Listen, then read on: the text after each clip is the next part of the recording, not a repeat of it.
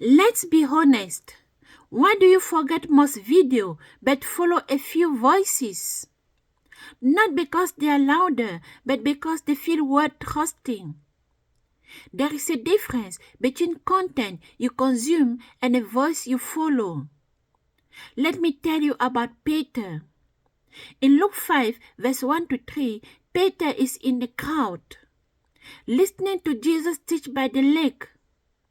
At first, Jesus is just another voice. Impressive, yes, but still one voice among many. Peter is part of the audience, a viewer. But here's the thing. Peter had already encountered Jesus before. We see this earlier in Luke 4. He had seen Jesus heal his mother-in-law. He had heard him teach. So when Jesus speaks, there is already something there. A hint of trust, a growing respect. Then in verse 4, everything shifts. Jesus speaks directly to Peter.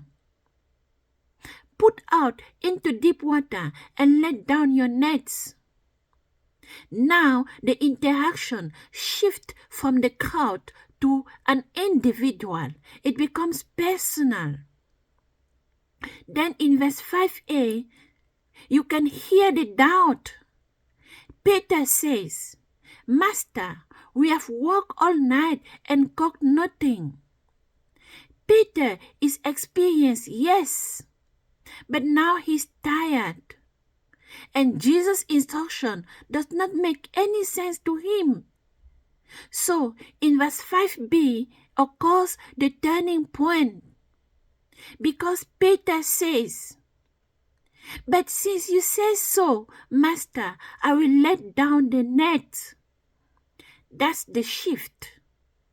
Not when Peter listens, not when Peter admires, but when Peter decides to trust, when Peter decides to act.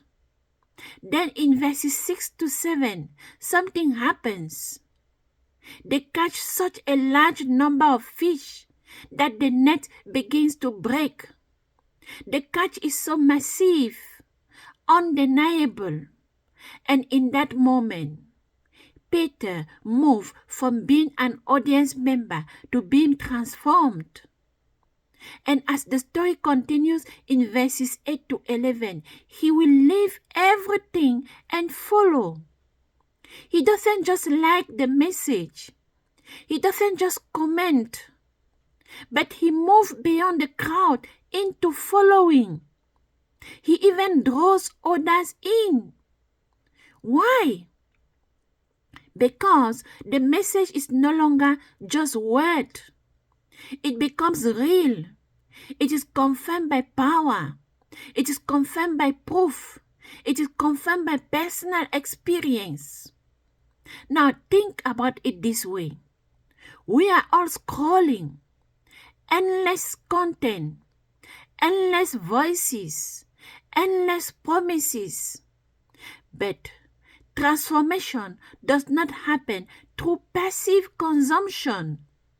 It happens when you encounter something or someone whose words are backed by real power, whose words are backed by real authenticity, whose words are backed by real result.